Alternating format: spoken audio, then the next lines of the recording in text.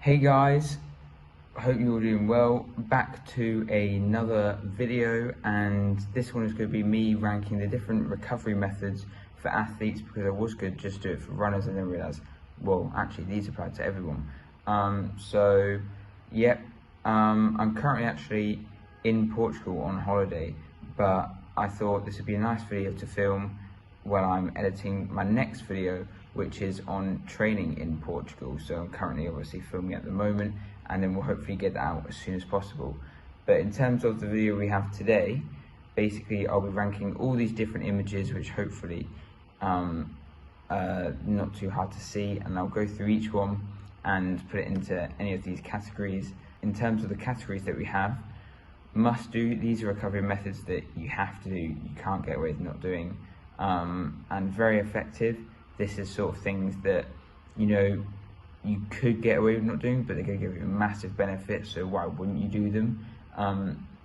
Worth using is things that you could do, you know, if you want to get to a high level, you probably need to do them, but you know, not everyone has to use them, but it's worth considering. Rarely use is things that, you know, they'll give a bit of a benefit, you know, then there's like a sort of, if you have the time, then why not? Minor benefit is like for elites, you know, the bit expensive, bit over the top, might give you a benefit, but also might not, so it might just be a waste of time.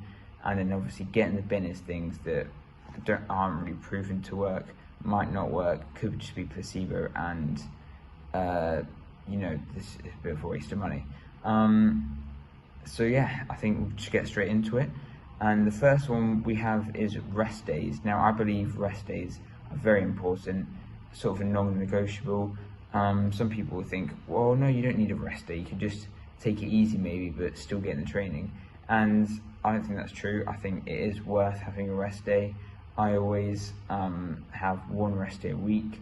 And, you know, rest, you could even have like a rest period, for example. If you've just done like a marathon or something, you're not going to be thinking, I'll just do a nice easy run tomorrow. Like, no, just take a rest day, or more.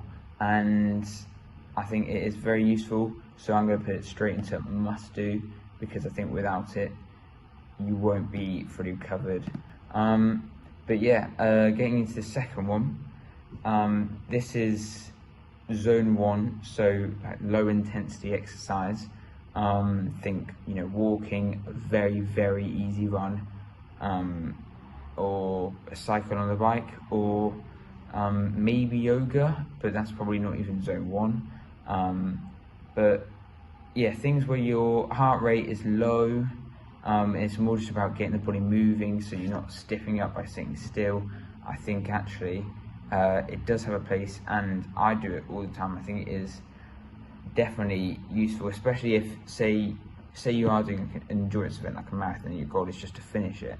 By doing walking as well as your runs, you're actually having more time on feet, and so, you know, you get used to sort of being on your feet and not just being like, okay, go for a run, sit down the rest of the day.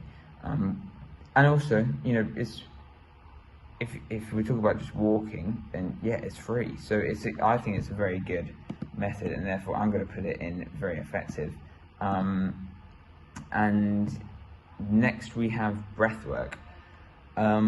This one, I have to say, I only really ever use, I have done it, but I only ever really use it when I feel quite awake and need to, you know, get to sleep, and I want to get to sleep faster, because having a quick inhale, slow exhale does apparently help you get to sleep. But I think some of it is perceived, I get some people be thinking that it's the best thing ever, but I would say it's more sort of like rarely used. You know, you definitely don't need to do it. In terms of recovery, does it do much? I guess it can, like I said, help you get to sleep faster, and as we'll come on to, sleep is definitely a very good recovery method, so I think I'm going to put it in rarely use. I would probably put it in minor benefit, but it is free, so, you know, it's worth doing if you have the time. But again, that's the thing, it's like, you know, if you're someone like me, then you don't really just want to sit there, you know, taking a big breath in, big breath out, because all you're thinking about is, well, I could be doing this right now, I could be doing that, and it's like hard to sort of get yourself to relax. So that's why I'd say I wouldn't put it in worth using. And then the next one we have is electrolytes.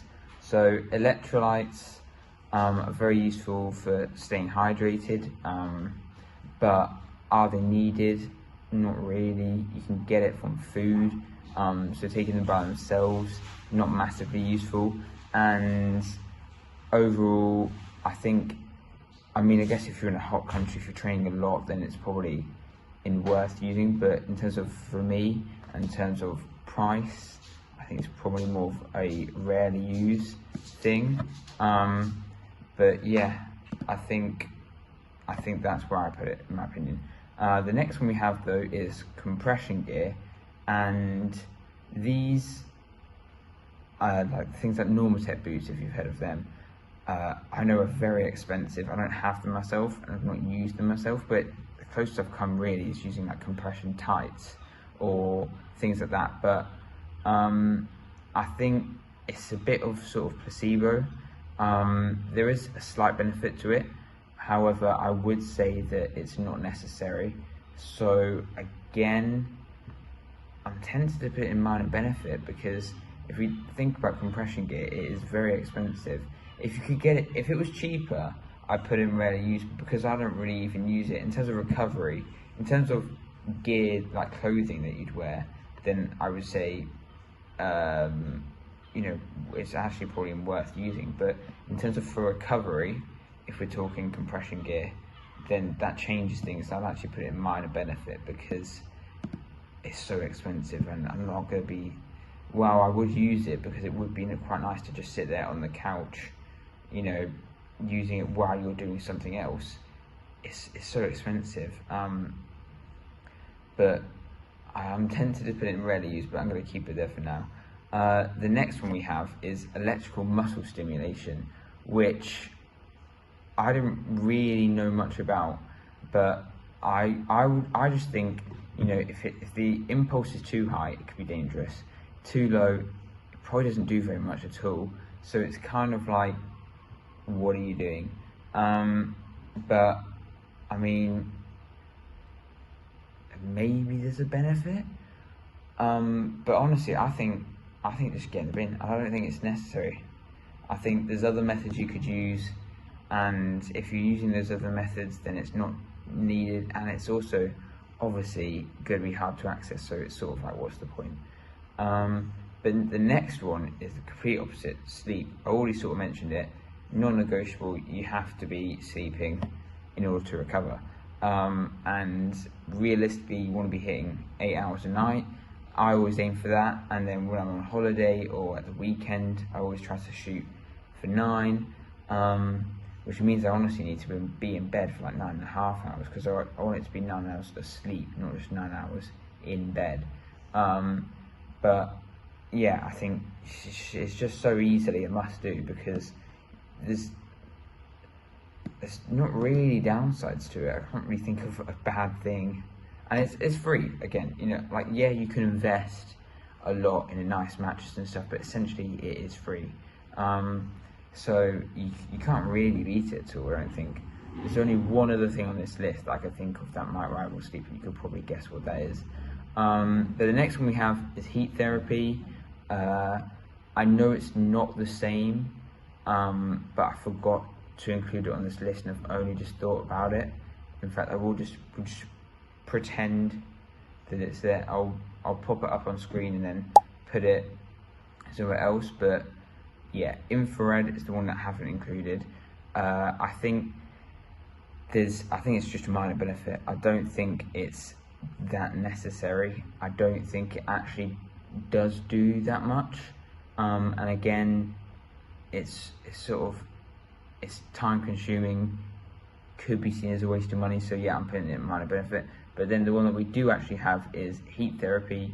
So, you know, warm bath, a sauna, they sort of do the same thing essentially. They dilate your blood vessels, improve blood flow, so it can help reduce soreness and just also help if you're warming up for an event or something, but that's not really recovery.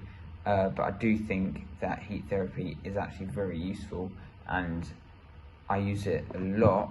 I wouldn't say it's like very effective. You know, if you're really sore and then you use some heat therapy, it doesn't eliminate the soreness, it might just ease it slightly.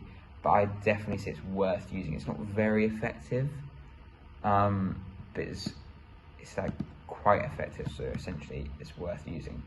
And this next one, foam roller, I mean, I use my foam roller all the time, not at the moment because I'm not on holiday, but I do think it's a very good investment. It's cheap, it lasts ages, so again, it's I would say worth using, because I know you can definitely get away with not doing it, but for me, worth using. And it's quite annoying right now that these images are overlapping, but I'm just not very good with technology. How I'm able to edit videos, I have no clue. But now we get on to supplements. So, you know, fish oil, magnesium, vitamin C. Now, in terms of recovery, not in terms of helping your overall health, you know, have enough vitamin C, things like that.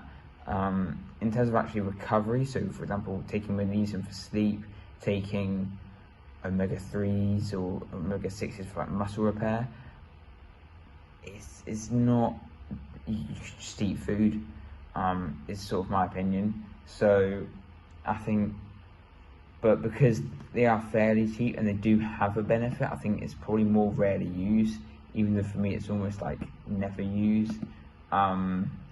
But you know, it does technically work, so I think minor benefit would be a bit harsh, but I think that's probably where it fits.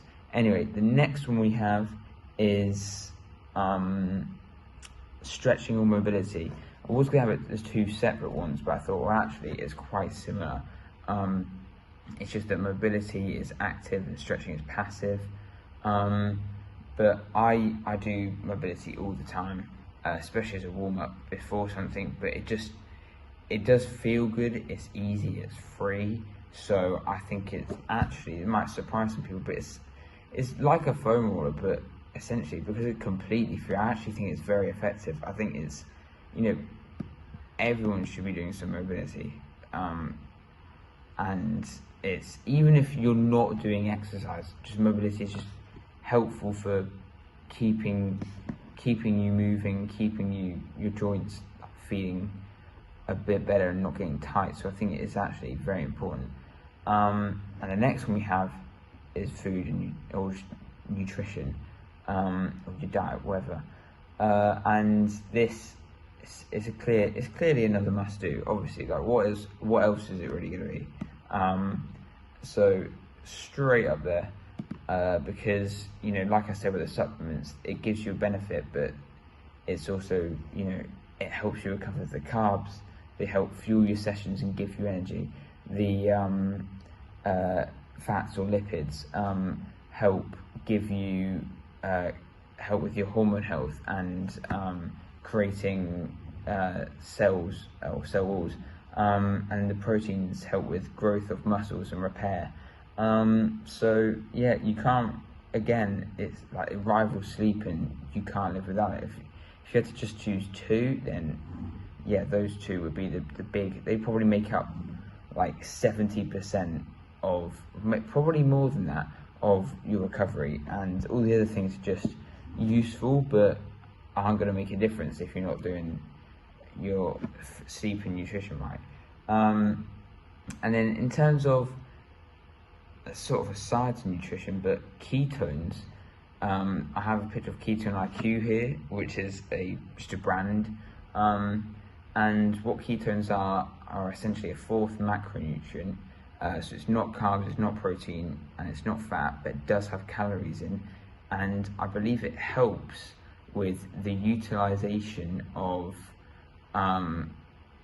these things called ketones in your body, which help with utilization of fats, I think, or something. I'll put on screen what they do, because I've slightly forgotten and they're a bit confusing.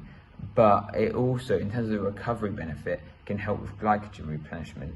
So I think there is a benefit to them. It's not a get in the bin, but it's a very small benefit, and it's again like an elite level thing. So I think it's probably just minor benefit, if I'm being honest. But now on to the last few. This is massage. I do think that it's useful and does give you a benefit, but some of it I think is just placebo, because you think, well, I should feel better. But again, they are quite expensive. However, it's not like just for elites. I have had massages before big races. It can help if you've got certain aches and pains as well. So I'd say it's more just rarely used, because I wouldn't use it all the time. But it does help, and there is a bit of a benefit. And like with this next one, actually, cold therapy. So I do sometimes have cold baths and showers. It does help in terms of just feeling refreshed. Sometimes if you're just tired, it does help wake you up.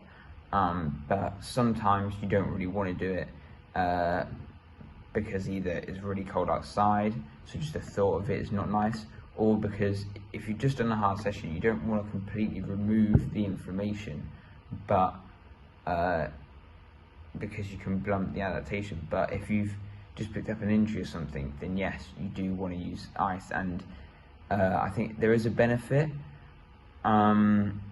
So I say it's probably, it's not cheap, but it's also not expensive. So I think maybe worth using, close to being rarely used, but I say it's just about sneaks into worth using.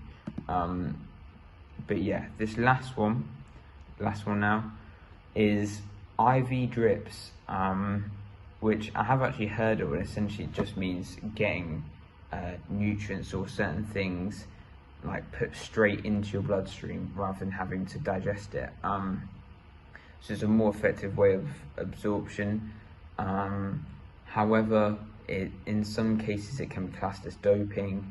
For example, if you have more than 100 milliliters in 12 hours, then as an elite you would be classed as doping and you'd be banned.